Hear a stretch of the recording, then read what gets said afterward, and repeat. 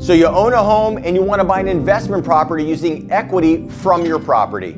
Well, in this video, I'm going to show you the two most common ways to access that equity for the purchase. I'm Brand the Mortgage Man, and I've helped more than 10,000 home buyers over my 20+ year career in mortgages, and today I'm here to help you. In this video, I'm going to show you the two most common ways to access your home's equity through a cash-out refinance and a home equity line of credit, and see which one makes more sense for you and your own scenario. So let's get right into it. So let's just say you own a home right now, and I imagine you do if you're watching this video, and you have plenty of equity in that property, but you don't want to sell the property because it's your primary residence. So how else would you access the equity you've gained over time and by making your monthly payments? Well, that's going to be one of two ways: a cash out refinance or a home equity line of credit, or at least those are the two most common ways to access it. So which makes more sense for you? So let's do a comparison. So the first we're going to call a cash out refinance. So if you're not familiar with what a refinance is, let's just say you've never gone through the process. A refinance is when you get a new mortgage to pay off your existing mortgage. Now, there are different reasons to refinance. Some people just want a lower rate, some want a shorter term, or like you, some want to actually pull equity out of their property to use for other things. In your case, it's to buy an investment property, but other people want to pay off debt or just have the cash on hand. There are a multitude of reasons, but I'm going to show you how it works. So let's just say your home is worth $600,000, because when we're doing a refinance, your home value, even on a purchase, makes a ton of difference in what you're able to qualify for, but it's a huge factor because it's going to determine what your maximum loan to value is in order to determine what needs to be paid off and how much of that becomes additional equity that you can pull out to use for your purchase. So let's just say that your value, call it property value, is $600,000. When you're taking cash out, a cash out refinance, most lenders are going to cap you at 80% of that value. Now, some brokers, including us, have the ability to actually lend you 90% of that amount on a cash out refinance. But for this video, I'm going to stick to the most common, which is 80%. So to figure out what that is, we're going to take your $600,000 times 80%, which is going to give us $480,000. $480,000 is your max loan amount, right? Maximum loan amount, $480,000, which is 80%, right? Loan to value. That's your max on a cash out refinance, as I said. Now, from there, we need to look at what you currently owe on your property. So let's just say for this example, you owe $200,000. So we're going to call this LP, loan payoff. That's what we're paying off of your loan, is $200,000. So 480 is your new loan amount. Here's your loan payoff. So 480,000 minus your loan payoff leaves $280,000 that you can receive when you're going through the refinance or cash out refinance process. Now, you will have closing costs that come along with this refinance process. There are ways to get the lender to kind of build that into your interest rate so there are no true costs, but in most cases, you're going to want to just roll it into the loan amount and actually pay it over the term. So let's just say on a $480,000 loan, it's going to vary depending on where you live, but let's just say that your closing costs on that are $8,000. So to figure out what your net that you're going to receive from this refinance would be, is we're going to subtract the $8,000 in closing costs. Could be more, could be less, depending on where you live, your credit score, right, the cost of the interest rate. But let's just say that leaves us $272,000. This is going to be your cash in hand. Now, we're going to compare to see what makes more sense, right? Either a home equity line or pulling cash out. So how do we determine what makes more sense? Well, that's going to require us to know what the interest rate would be and what your payment would be on this $480,000 you're borrowing. We also want to compare that to what your current loan is. So let's start with this. We said that you owe, let's call this current, you owe $200,000. And let's just say that this $200,000 is at an interest rate of 6% for 30 years. So we want to figure out first what your principal and interest payment is on that. $200,000, 30 years at 6%, right? This was your original loan, let's just say. So it might be a little bit different because you ended up borrowing more originally, maybe you're a couple years in, but just for the purpose of this video, I'm going to just try to keep it simple using the $200,000 balance.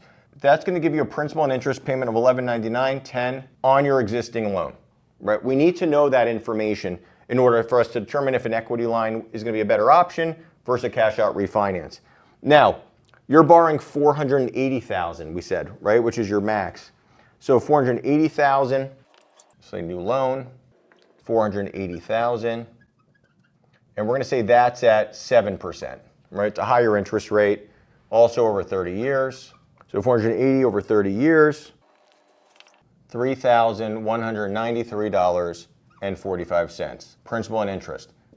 The taxes and insurance are irrelevant because you're going to have taxes and insurance no matter what. Those are going to stay the same. Whether you're doing one mortgage, you don't take a mortgage at all, you get an equity line, right? Your taxes and insurance are unchanged. So this is what our new principal and interest payment would be using a cash out refinance, right? So that's what we're looking at here. If we're going to do a home equity line of credit, which is basically a credit card attached to your property using the equity from your property, right? So we know that in this situation, we're going to do 280, right? And we're netting 272 cash in hand. So let's just say we're going to do an equity line for the same 280,000 just for comparison's sake.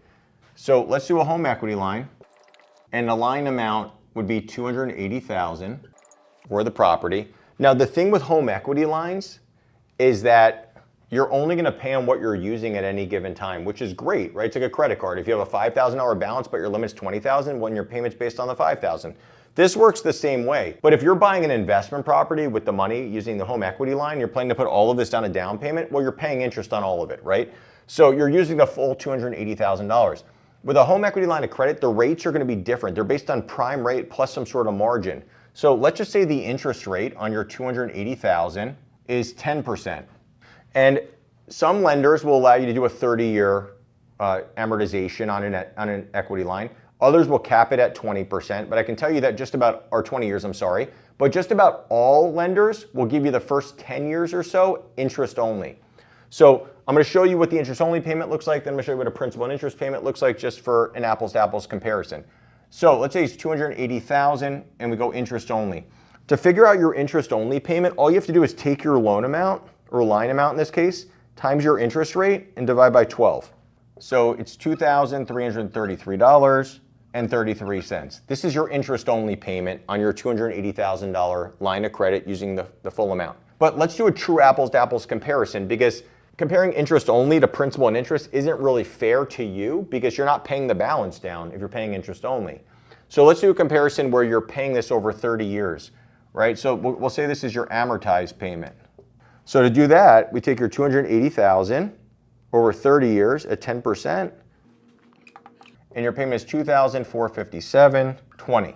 Now, how do we compare this to your new mortgage doing a cash out refinance? Well, you already have a first mortgage on the property, right? Now you're gonna have a second mortgage, which is your home equity line, right? It becomes a second lien on the property. So you need to add these two together, right? So you have your payment, your fully amortizing payment, plus your existing payment, right? And it's gonna give us our total payment by taking on a home equity line.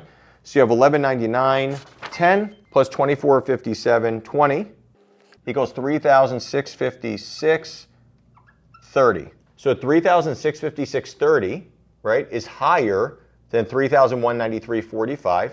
Pretty easy math there, almost $500 higher.